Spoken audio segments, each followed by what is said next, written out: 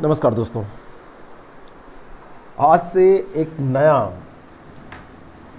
Segment हम शुरू कर रहे हैं।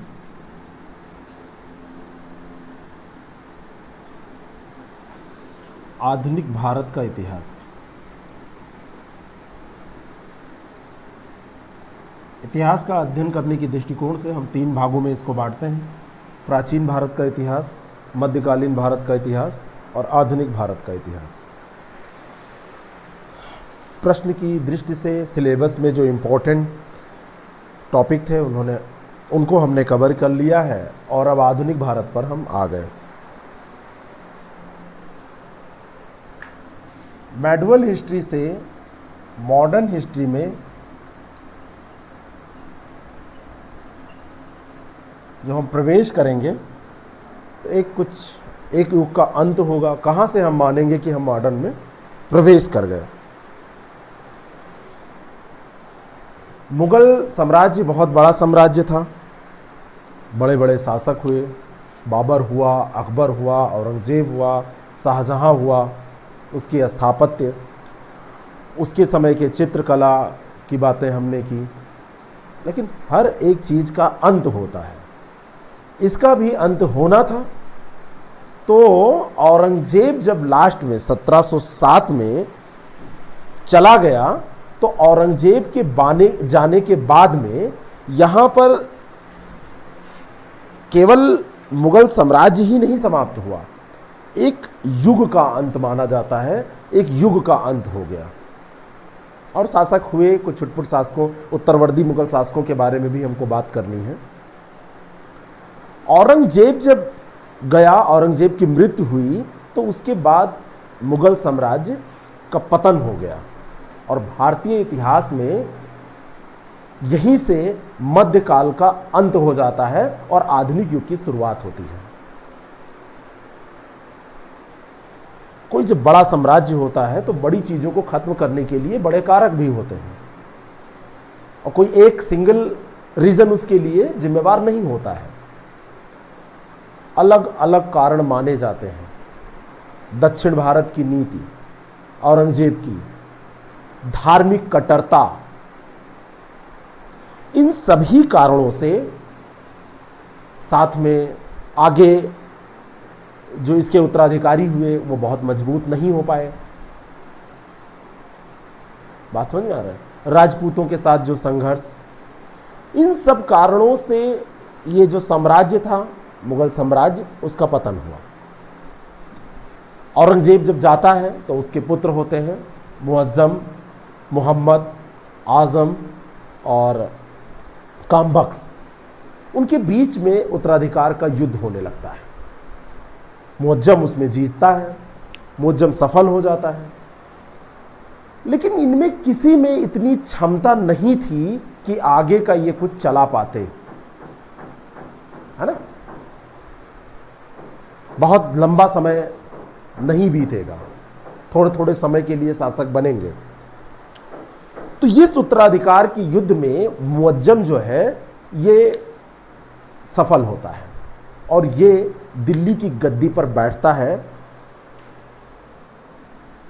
औरंगजेब के जाने के बाद।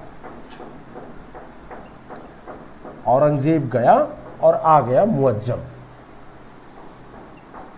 लेकिन मुअज्जम का जो दिल्ली पर बैठना है, दिल्ली की गद्दी पर, आप इसको दूसरे नाम से जानते हैं, बहादुर शाह प्रथम। ये बहादुर शाह प्रथम की उपाधि धारण करता है और बहादुर शाह प्रथम की उपाधि के साथ बहादुर शाह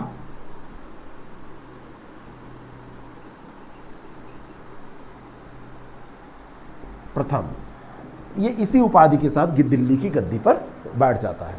1707 की बात है। औरंगजेब जब खत्म होगा तो उसी समय ये बैठेगा। 1707 में औरंगजेब की मृत्यु होती है और इसी समय 1707 में ये गद्दी पर बैठता है।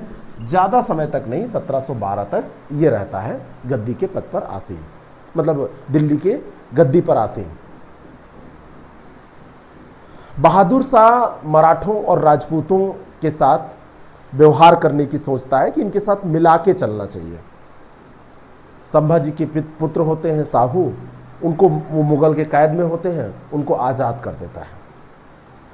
लेकिन ये राजकीय कार्यों में बहुत रुचि नहीं लेता है। इसी कारण से इसकी एक उपाधि है जो पूछी जाती है, प्रश्न बनता है, शाह ए बेखबर किसे कहा जाता था? तो शाह ए बेखबर इसी को कहा जाता है। क्या कहा जाता है?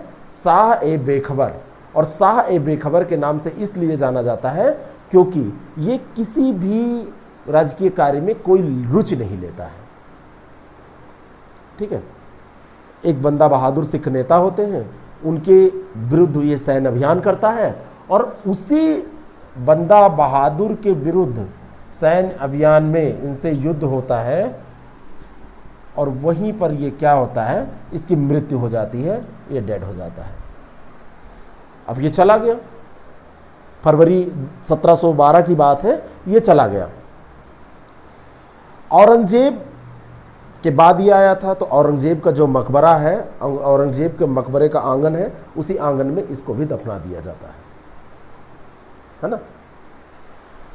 औरंगजेब के बाद में ये आया, बहुत सशक्त तो नहीं था, लेकिन ये अंतिम ऐसा शासक था जिसके बारे में थोड़ा बहुत कुछ अच्छा कहा जा सकता है, क्योंकि आगे वाले तो और भी चौपट होंगे, आगे वाले जो होंगे वो और भी चौपट होंगे। ये अंतिम था जिसके बारे में थोड़ा बहुत कुछ कहा जा सकता है।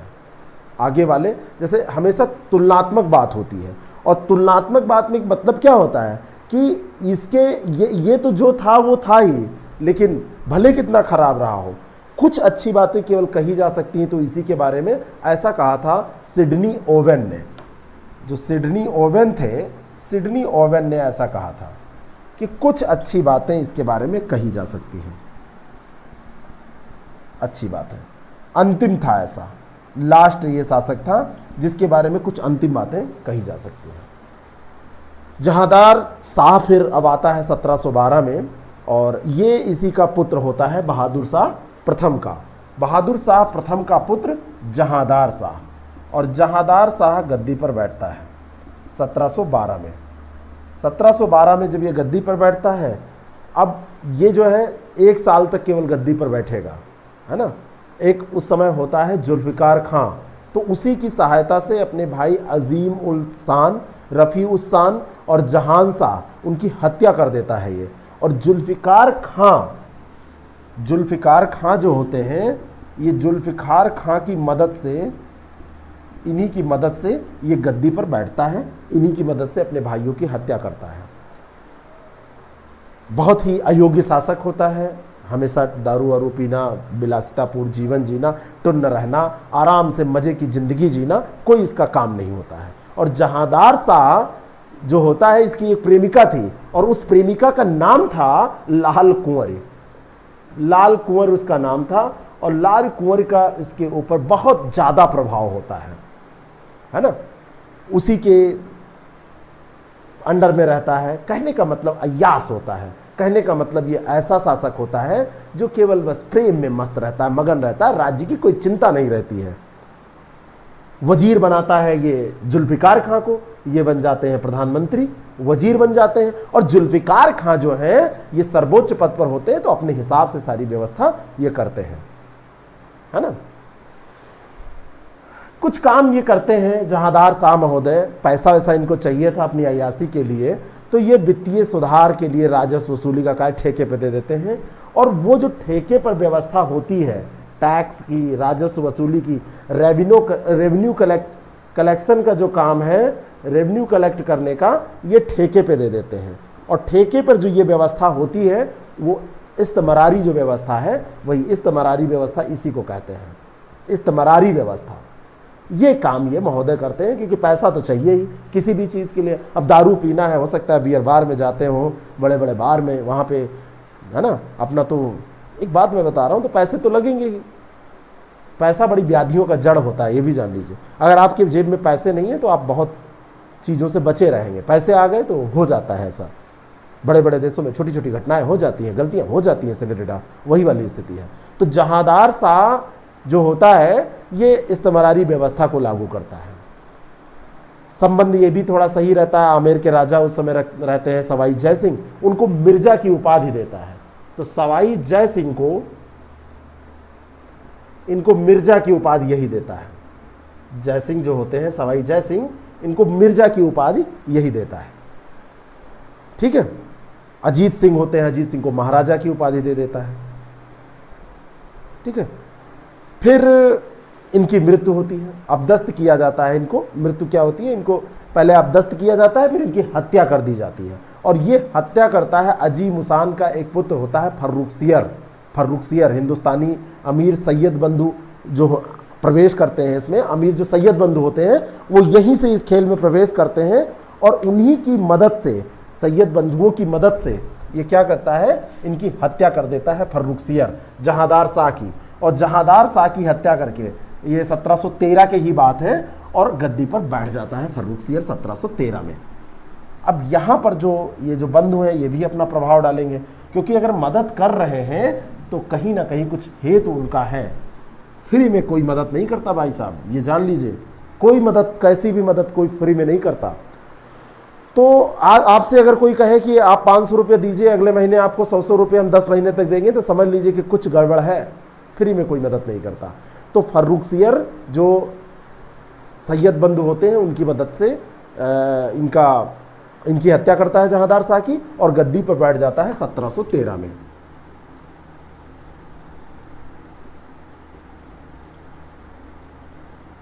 फर्रुखसियर 1713 में ये गद्दी पर बैठेगा, और 1719 तक ये गद्दी पर बैठा रहेगा। 1719 तक सैयद बंधु की सहायता से क्योंकि बैठा था, ठीक है, तो उनका प्रभाव रहेगा। अब्दुल्ला खां इसमें सैयद बंधु में से एक होते हैं, अब्दुल्ला खां। अब अब्दुल्ला खां को पद चाहिए, है ना, और दूसरे होते हैं हुसैन अली। ये नाम भी आपसे पूछे जाते हैं। हुसैन अली को भी पद चाहिए क्योंकि इन्होंने मदद की है। तो अब्दुल्ला खां को ये महोदय बना देते हैं वजीर, और हुसैन अली को मीर बख्शी का पद दे देते हैं। अब सब तो इन्हीं दोनों लोगों के हाथ में हो गया। ये दो भाई थे और इन्हीं के हाथ में सारा कुछ हो गया। और मध्यकालीन भारतीय इतिहास में जब भी चर्चा होती है इन बंधुओं की, तो शासक निर्माता के रूप में, किंग मेकर के रूप में इनको जाना जाता है। ठीक है। ये अपना शासन सत्ता संभाले रहते हैं, बाकी गद्दी पर बैठे रहते हैं फर्रुखसियर महोदय। फर्रुखसियर एक काम करते हैं, एक नाम आपने सुना होगा, बंदा बहादुर, सिखों के नेता थे। तो उनको पकड़ते हैं और बंदा बहादुर का ये वध कर देते हैं। जो बंदा बहादुर है, तो बंदा बहादुर का वध ये करता है फर्रुखसियर। ठीक है। और यही वो दोनों लोग हैं, ये अब्दुल्ला और ये मेडुअल हिस्ट्री जब आप पढ़ते हैं तो उसमें किंग मेकर के रूप में इनको जाना जाता है। तो यही दोनों नाम है। कभी कभी ये नाम भी आपसे पूछ लिए जाते हैं। किंग मेकर की बड़ी भूमिका होती है। कभी भी किसी भी शासन सत्ता में सबसे ज्यादा भूमिका किसकी होती है? किंग मेकर की। कई बार देखते नहीं, गवर्नमेंट बनाने वाले कुछ नेता होते हैं, कम पड़ी तुरंत खड़े, हाँ भाई साहब हम हैं साथ में आपके, आइए मेरे साथ बनाइए, बस मिनिस्ट्री एक अच्छी सी चाहिए हमको। तो वैसे वाले हैं ये। ठीक है। बहुत सारी उस समय जैसे व्यापारिक कंपनियां, ईस्ट इंडिया कंपनी भी उस समय आई थी। सब पहले से अकबर के समय से ही सब प्रवेश करना चालू। अगले चैप्टर में हम डिस्कस करेंगे कैसे कैसे क्रम क्या रहा। तो फर्रुखसियर 1717 की बात है, 13 में गद्दी पे बैठते हैं। 1717 की बात है। 1717 में Farrukhsiyar British east India company को बहुत सारी व्यापारिक रियायतें प्रदान करते हैं। इसके लिए ये जाना जाते हैं। ठीक है। अब ये जो हुसैन अली और अब्दुल्ला खां है जिन्होंने फर्रुखसियर को गद्दी पर बिठाया था, ये बाद में इनके लिए खतरनाक साबित होते हैं। ठीक है। खतरनाक इसलिए शामिल होंगे क्योंकि ये इनका काम क्या है? अपना प्रभाव बनाए रखना। बात समझ में आ रही है? अपना प्रभाव बनाने लगा। इसमें से जो हुसैन अली हैं, इनका मराठा बालाजी विश्वनाथ से संपर्क होता है, उनसे एक संधि होती है। मुगल सम्राट की ओर से मराठा राज्य को मान्यता देने की बात उसमें की जाती है। बालाजी विश्वनाथ से और हुसैन अली से 1719 में एक संधि हो जाती है। और दक्कन में मुगलों के जो 6 प्रांत थे, 6 प्रांतों से मराठा को चौथ और सरदेशमुखी वसूलने का अधिकार देने की बात उसमें होती है। उसी समय ये बात होती है कि सम्राट की रक्षा के लिए मराठा होंगे तो मराठों द्वारा 15,000 सैनिक रखा जाएगा। ये हुसैन अली अपने हिसाब से बात कर लेते हैं। मीर बख्शी ये रहते ही हैं उस समय, ये सब काम ये करवा लेते हैं। अब सैयद बंधु फिराक में है कि अब थोड़ा सा अपना प्रभाव जमाया जाए। 1719 की बात है।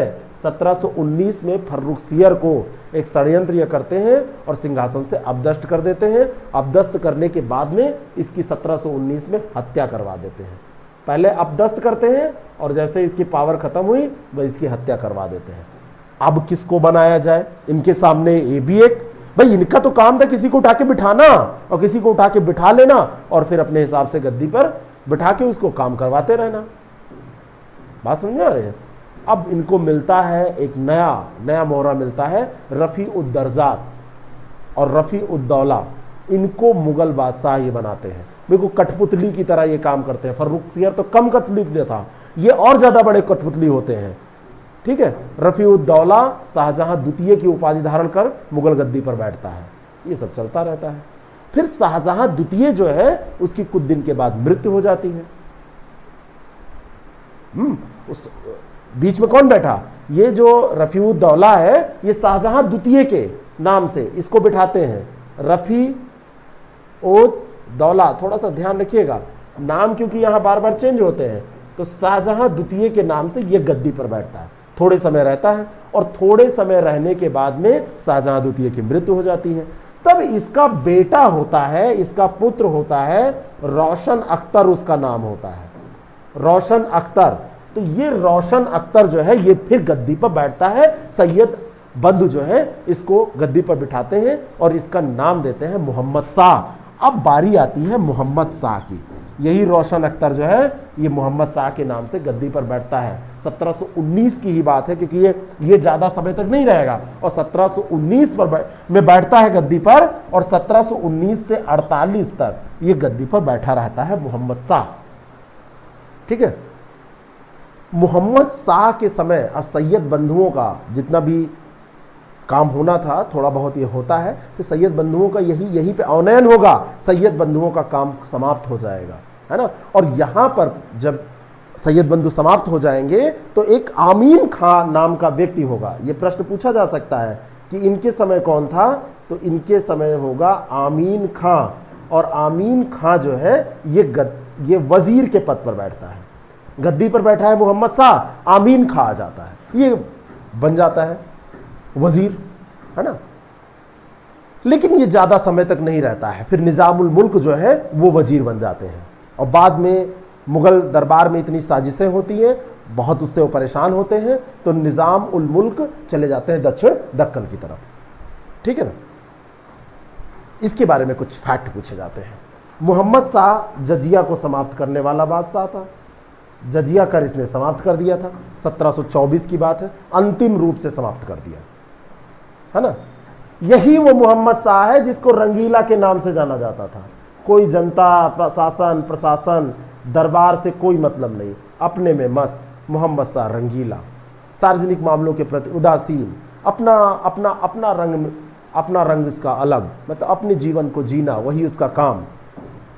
बात समझ में आ रही है। और इसी के शासनकाल में कई राज्यों में जो सूबेदार होते हैं वो अपनी स्वतंत्र सत्ता स्थापित करने का प्रयास करने रहते हैं, क्योंकि ये तो उदासीन प्रकार का व्यक्तित्व है इसका, ये अपने आप में रंगीन मिजाज का है। बहुत सारी कहानियां हैं इसके बारे में, लेकिन उन कहानियों का कोई मतलब नहीं है। इसी बीच में क्या होता है, 1739 में नादिर शाह का आक्रमण हो जाता है। और 1739 में जब नादिर शाह का आक्रमण होता है उस समय यही रंगीला महोदय गद्दी पर बैठे होते हैं, क्योंकि इनका कार्यकाल तो 48 तक है। तो रंगीला महोदय गद्दी पर बैठे हैं और नादिर शाह का आक्रमण होता है 1739 में। तो नादिर शाह को आने दीजिए, देखते हैं क्या करते हैं। 1739 अब ये महोदय अपना रंगीन मिजाज में मस्त है और इस समय आ गया नादिर शाह, है ना। तो नादिर शाह किसके समय में आक्रमण कर रहा है? नादिर शाह इसी के समय आक्रमण कर रहा है। और मोहम्मद शाह के शासनकाल में नादिर शाह का उत्तराधिकारी अहमद शाह अब्दाली 1748 ईस्वी आते आते 50,000 सैनिकों के साथ में आक्रमण कर देता है। बात समझ में आ रही? आक्रमण कर देता है, घेर लेता है इनको। मोहम्मद शाह के समय ही जब नादिर शाह ये जब आता है, 1738-39 की बात है ये, तो ये जब आक्रमण करता है तो उस समय आक्रमण को रोकने के लिए कई लोग इकट्ठा होते हैं, नेतृत्व करते हैं कि हम चलिए मिलके अपना निपटेंगे उससे। तो निज़ामुल मुल्क कमरुद्दीन और खान दौरा के नेतृत्व में सेना भेजी जाती है, लेकिन उसमें सादत खां भी शामिल होता है। ध्यान रखिएगा, एक युद्ध होता है 13 फरवरी। यहां पे किसकी सेना भेजी गई उससे ज्यादा इंपॉर्टेंट है ये याद रखना कि 13 फरवरी 1739 की बात है। एक युद्ध होता है और ये युद्ध होता है करनाल, और इस करनाल के युद्ध में, करनाल में ये युद्ध होता है और इसमें जो मुगल हैं वो मुगल पराजित हो जाते हैं, मुगल यहां पर हार जाते हैं करनाल के इस युद्ध में, है ना। मुगल पराजित हो गए, मुगल का उन्नयन हो रहा है। इसी बीच में जो सादत खां होते हैं, सादत खां अवध के नवाब होते हैं, तो सादत खां नादिर शाह को सलाह देते हैं कि वो मोहम्मद शाह और निजाम को बंदी बना ले, सलाह दे देते हैं और कहते हैं कि राजधानी दिल्ली से जो बहुत सारा धन है उसको वो ले प्राप्त करे, उसको खोखला करे। ये सादत खां उसको बताते हैं। नादिर शाह दिल्ली में प्रवेश कर जाता है, मार्च में ही प्रवेश करता है और बहुत कम सैनिक रहते हैं, तो कम सैनिकों के बल पे ही वहां जाता है और खूब तगड़ा कत्लेआम करता है ना। और उसके जब सैनिक मार दिए जाते हैं तो उसको कहता है आप कत्लेआम का ऑर्डर दे दो। कुछ सैनिक इसके मार दिए जाते हैं, नादिर शाह के कुछ सैनिक दिल्ली में जब ये पहुंचता है तो वहां कुछ सैनिक इसके मारे जाते हैं, और जैसे ये सैनिक मारे जाते हैं, मृत्यु होती है, तो ये कत्लेआम का ऑर्डर दे देता है, कहता है कत्लेआम करो, जो भी मिले उसका सरगला काट के खत्म करो उसको। ये सब तो भाई सत्ता इनको चाहिए थी, कुछ भी उसके लिए करना पड़े, तो सब सैनिकों का सर काट दिया जाता है और आम लोगों को भी मार दिया जाता है। ये सब होता है। 57 दिन तक दिल्ली में नादिर शाह रहता है, खूब लूटता है, पूरी दिल्ली को तहस नहस कर देता है। मुगल सिंहासन था तख्त ए ताउस, तख्त ए ताउस मुगल सिंहासन है ना, तख्त ए ताउस। तो मुगल सिंहासन तख्त ए ताउस और मुगल ताज में सबसे महंगा उस समय हीरा, कोहिनूर हीरा। किसने दिया था कोहिनूर हीरा, बताइए यहीं पे, कोहिनूर हीरा। तो कोहिनूर हीरा को जब वापस जाता है नादिर शाह, तो तख्त ए ताउस और ये कोहिनूर हीरा इसको उठा ले जाता है। ये ताज में लगा हुआ था, मुगल जो ताज था उसमें लगा था, उठा लेके। तो ये जो नादिर शाह है जब जाने लगता है तो अपने साथ तख्त ए ताउस और जो कोहिनूर हीरा है उसको लेके चला जाता है। 57 दिन तक लगभग यहाँ रहा, लूटा पाटा और चला गया। अब ये वहाँ पे चला गया और लगभग ये 1739 की बात है जब वापस जाता है, और 1739 के बाद 1747 तक ये जिंदा रहता है। कौन? नादिर शाह। नादिर शाह जिंदा रहा, अपना जो ले गया होगा यहाँ से प्रॉपर्टी, मौज मस्ती किया होगा।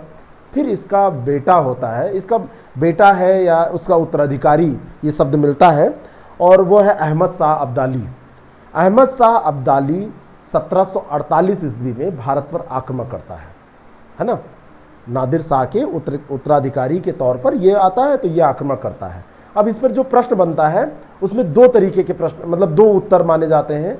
एक इसमें आयोग ने माना कि ये आक्रमण जो हुआ था वो अहमद शाह के समय हुआ था, क्योंकि अगला शासक अभी अहमद शाह आ रहा है। और एक इसमें ये भी माना जाता है कि ये जो आक्रमण हुआ था वो मोहम्मद शाह के समय हुआ था, लेकिन मोहम्मद शाह के रूप में समय में स्पष्ट रूप से मिलता है कि नादिर शाह आया था। ठीक है, तो नादिर शाह के आक्रमण के बाद में अहमद शाह गद्दी पर बैठता है। मोहम्मद शाह की मृत्यु हो जाती है तो गद्दी पर बैठता है। अभी नादिर शाह ये 47 में वापस चला गया, अब यहाँ पर गद्दी पे बैठेगा अहमद शाह। और जो अहमद शाह है, यहाँ पे कोई सशक्त शासक नहीं होंगे, है ना। ये अभी यहाँ पर सफदरजंग, आपने एक नाम सुना होगा, सफदरजंग, दिल्ली में हॉस्पिटल है सफदरजंग।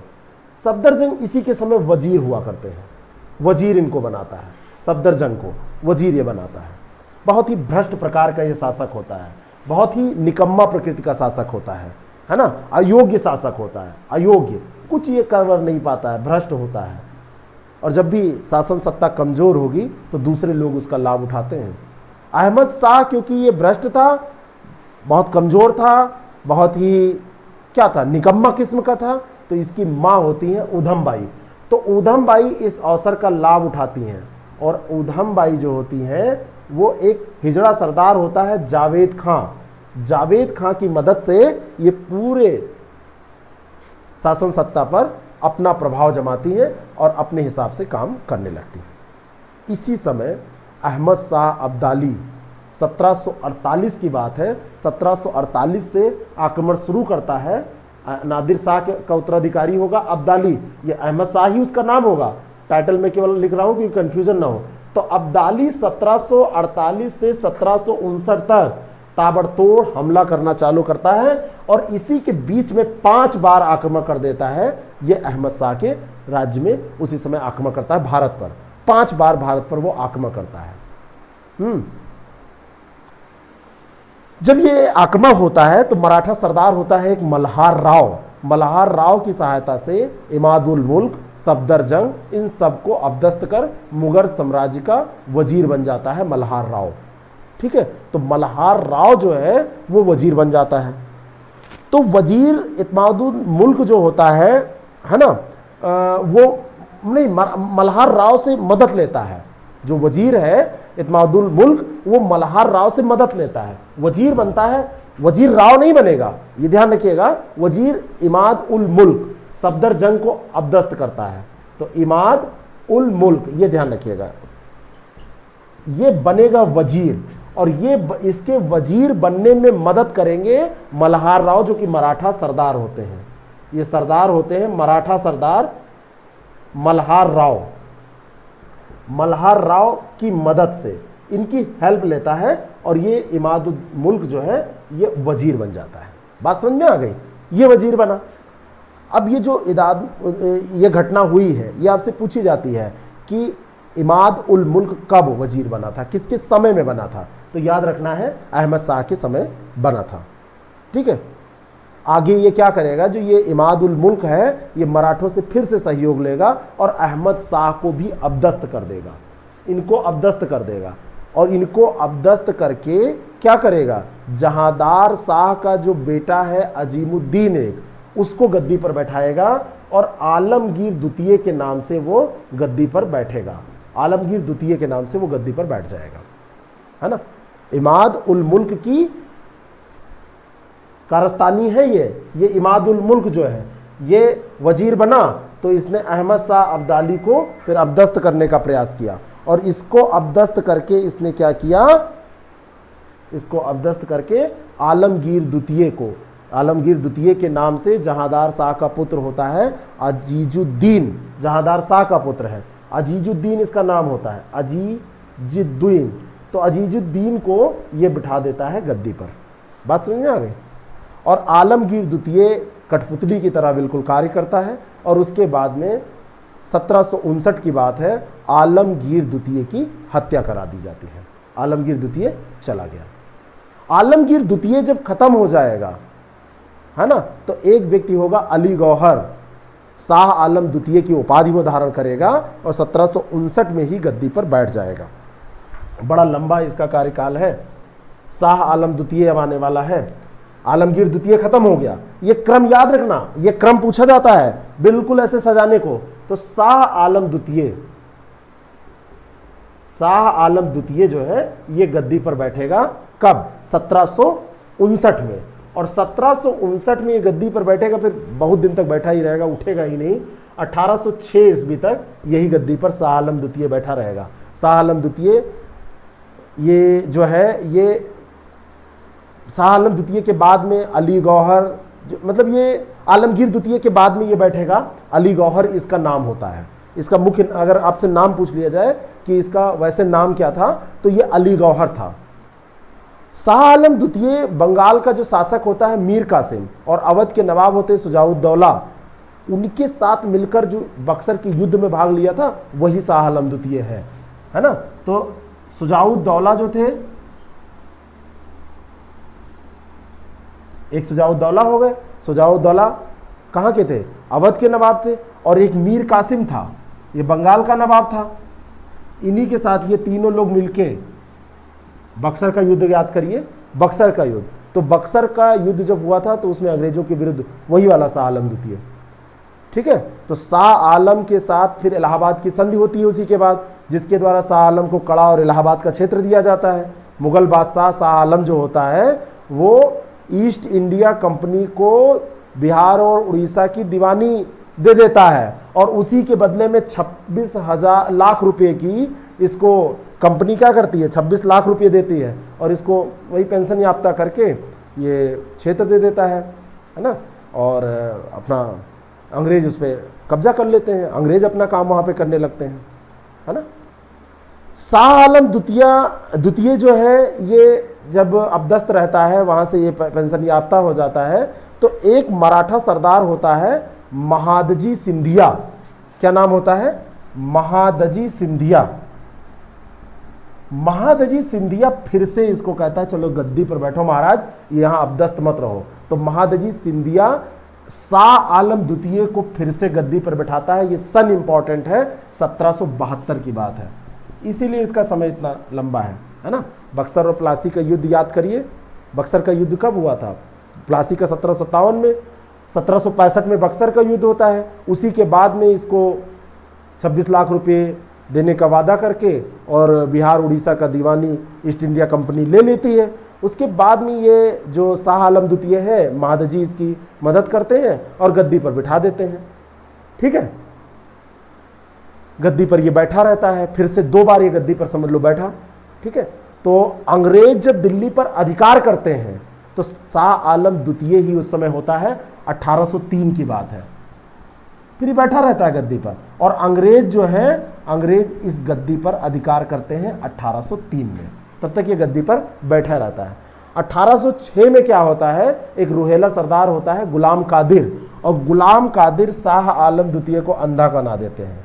इसकी आंख में कुछ डाल देते हैं, अंधा कर देते हैं इसको, और अंधा करके इसको मार डालते हैं। ये भी महानालायक इंसान है, हत्या कर देते हैं उसकी। तो शाह आलम द्वितीय के समय में 1803 में दिल्ली पर अंग्रेजों का अधिकार हो गया, जो सबसे ज़्यादा इंपॉर्टेंट है। ठीक है ना। शाह आलम द्वितीय जब मर जाता है तो उसका पुत्र होता है, उसका नाम होता है अकबर द्वितीय। अंग्रेजों के संरक्षण में अंग्रेजों की कठपुतली बन के 1806 में मुगल बादशाह बनता है। 1837 तक वो गद्दी पर बैठा रहता है। और अकबर द्वितीय जो है, इसी ने राजा राम मोहन राय को इंग्लैंड भेजा था, ध्यान रखिए। तो शाह आलम द्वितीय का बेटा होता है अकबर द्वितीय, और राजा राम मोहन राय को ये जो इंग्लैंड भेजने का काम किया था, है ना, राजा की उपाधि दी थी, तो ये था अकबर द्वितीय था। ये वो वाला अकबर नहीं रहता है, ठीक है ना।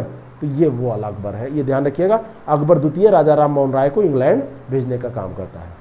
अकबर द्वितीय की फिर मृत्यु हो जाती है ना। 1837 तक ये शासन करता है। तो अकबर द्वितीय की जब मृत्यु हो जाती है तो अकबर द्वितीय के बाद में फिर आते हैं बहादुर शाह द्वितीय। तो चलिए इनको भी देख लेते हैं।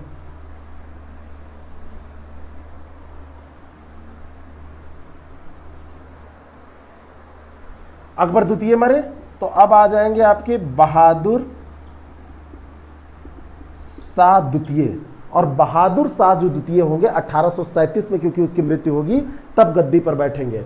और 1837 से 1857 जब पहला विद्रोह होगा, है ना, स्वतंत्रता संघर्ष की जहां से स्टार्टिंग होगी, तब तक ये गद्दी पर बैठे रहेंगे। अकबर द्वितीय के पुत्र होंगे बहादुर शाह द्वितीय, है ना। जफर के नाम से ये शायरी भी लिखते थे, शायराना मिजाज के थे, जफर के नाम से। ये भी पूछा जाता है, जफर के नाम से ये महोदय शायरी लिखते थे, शायर थे, शायरी लिखते थे। 1857 का जब विद्रोह होता है तो विद्रोहियों का साथ देने के कारण अंग्रेज जो है इनको निर्वासित करके, मेरे पिया गए रंगून, किया है वहां से टेलीफोन, तो रंगून यही भेजे जाते हैं। निर्वासन इनका रंगून हो जाता है। कौन? बहादुर शाह द्वितीय का निर्वासन रंगून हो जाता है। और वहीं पर ये 1857 की बात है, इनको रंगून भेजा जाता है। 5 साल लगभग ये जीते हैं वहाँ पे। और 1862 की बात है, वहीं पर इनकी मृत्यु हो जाती है, वहीं पर डेड हो जाते हैं, मर जाते हैं, है ना। अंतिम शासक अगर आपसे पूछ लिया जाए कौन है, तो मुगल साम्राज्य का अंतिम शासक बहादुर शाह द्वितीय है। और इसी की जब मृत्यु होती है, इसी के मृत्यु के साथ जो मुगल साम्राज्य है उसका भारत में कंप्लीटली खात्मा हो जाता है। ये उत्तरवर्ती अभी आप देख रहे थे उत्तरवर्ती का भी खात्मा हो गया। तो यहीं से मतलब 1762 में इसकी मृत्यु आप जोड़ लीजिए, या 1757 आप कर दीजिए, जब ये इसको निर्वासित किया गया था, निर्वासित करके रंगून भेज दिया गया था, तो वहीं से इसका खात्मा हो जाता है, मुगल साम्राज्य का नामो निशान समाप्त हो जाता है। जब मुगल साम्राज्य का नामो निशान समाप्त हो गया, ये कमजोर पड़ेगा, तो क्षेत्रीय शक्तियां, स्वायत्त राज्यों का उदय होगा। इसको हम अगली क्लास में डिस्कस करेंगे। Thank you.